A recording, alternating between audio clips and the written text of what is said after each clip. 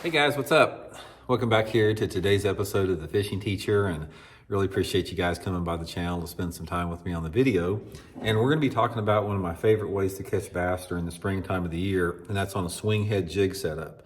Better known as a biffle head, biffle bug. It's been around for probably close to 20 years now. Great way to catch them this time of year. So I'm going to give you guys some tips and advice on how to fish it. And if you've never used one before, I'll explain them and show how to rig it up. And we're going to get into that in today's episode.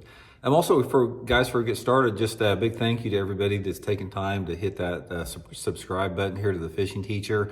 Really appreciate that. And also, anybody wants to book an on-the-water lesson with me, you can do that by going to my Facebook page, Randy Blockett Professional Angler, and just shoot me a private message for info there, get you all set up, so appreciate that. Okay guys, here's the swinghead jig setup. I'll show you what it looks like without it on there. Now this is, Tommy Biffle made this famous years ago, and basically it's like a football head jig that's on a swivel here. You can see right here the hook or the eye that's attached to the head there swivels on the hook. Some of them have split rings, but this is just the general description. It's called a swing head jig because the head on it swings like that. And it's very similar to fishing a football head jig as far as how they bite it and the situations you fish it in. But there's something about a swing head jig that at times it's more appealing than a football head, specifically in the springtime of the year. So we're going to get into that. So before we get into it, let's show you guys how to rig it up and how it looks. Now, most of the time, the lure that you want to use on a swing head jig is some type of a creature bait that has some type of a waggling tail on it. Tommy Biffle made the biffle bug famous on there with that, but this is the Zoom Z-Craw right here. This is my favorite setup. I use the Z-Craw and the Z-Craw Junior both. Basically what you do, just come through about probably 1/8 of an inch or so. You don't want to come through too much because you don't have a lot of gap there for that to seat, but come through about 1/8 of an inch like this. You'll turn it around, get it lined out, and then usually I'll come all the way through the back side like that, leave the hook exposed, or just barely put it in there like that. So that's the setup on the swing head jig like that. So there's a lot more action than on a football head jig, but that's the basic thing. Okay, the main thing, so it's pretty easy to set up and pretty easy to, get everything ready to go with it. Now let's talk a little bit about how you want to fish it, type of areas you want to look for. Most of the time you want to fish this thing on a fairly stiff rod. So the one that I use is that 7-foot 2-inch Megabass perfect pitch rod. It's sort of a medium heavy, but some type of a 7.5 foot medium heavy rod. And most of the time I use anywhere between 15 to 20 pound test, Seaguard and VizX line.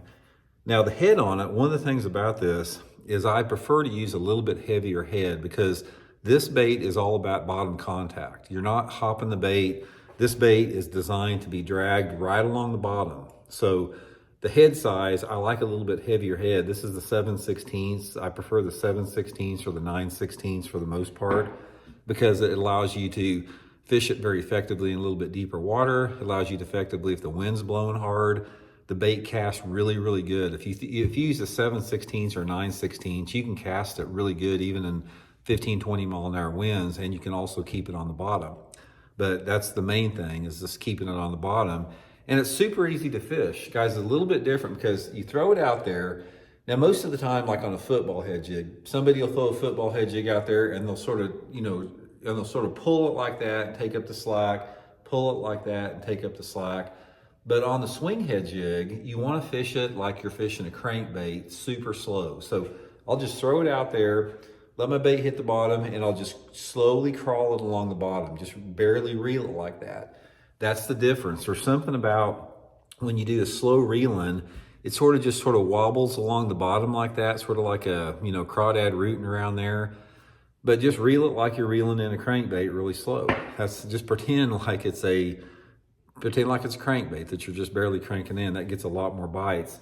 Now the bite on the thing, it's a pretty cool bite because what happens is when you're reeling that thing just slow along the bottom, and you can feel the bottom contact, bouncing against the bottom very, very easily. You can feel that because you're pointing your rod tip straight at the bait.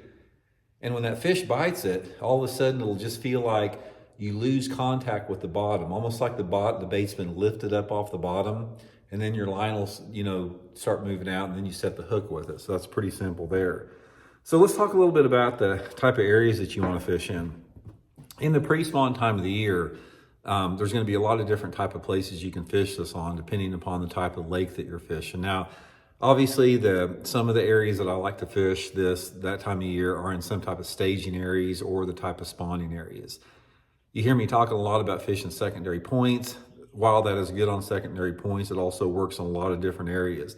Just going down the bank, this is one of those lures, guys, that you can cover a tremendous amount of water because it stays on the bottom and you can reel it on the bottom, and you can make long casts and cover long stretches of bank. So I just like to fish it around any flatter type bank that is what I consider a pre-spawn area or some type of a spawn area. So what this would be, it would be like on flatter points, it would be on flatter main lake banks that are closer to spawning coves and in the spawning coves themselves. This is a really good bait to fish in those areas where you think those fish are spawning at. Even though they may not be on the beds, they're still using that water, but that's the type of areas I like to fish it in. Anywhere that you think you can catch them on a crankbait or a spinnerbait or whatever. The areas you do not want to fish this bait on, it does not work very good on steep banks that have larger rock. You're going to get hung up like crazy. You can't crawl it across the bottom like you need to with this particular lure to work good. You need to have a flatter type bottom with smaller type rock on it. Now, I'm not saying you can't have some mixed in larger rock, but for the most part, I prefer like rock that big around or gravel or clay, something that bait can scoot along the bottom really easy with. And it's just a good bait to fish with this time of year, guys. This is one of those baits that it produces numbers of fish and quality fish both when the fish are wanting it. And I don't know what it is, but it's like when that water temperature is between like 55 and 70 degrees in the springtime of the year, this is the time that the swinghead jig really, really excels. I don't catch much on it any other time of the year. I don't use it much in the summer. I don't use it much in the fall. Don't use it in the winter time. It's a March, April, May bait, in my opinion. That's when I've had the best success on it. So anyway, guys, get you a few. I'll put my Tackle Warehouse link in the description if you guys would like to order some through that link. It's a good way to help the channel out. I'll link some of the baits I like to use and the heads both. But experiment on the baits. Some of my favorite, like I said, is the Z-Craw, and Z-Craw Junior is probably my favorite. And then also that Speed Craw works good on it. Any type of a creature bait is going to get you some bites on it. So anyway, hope it helps you guys catch a few, and we'll talk later.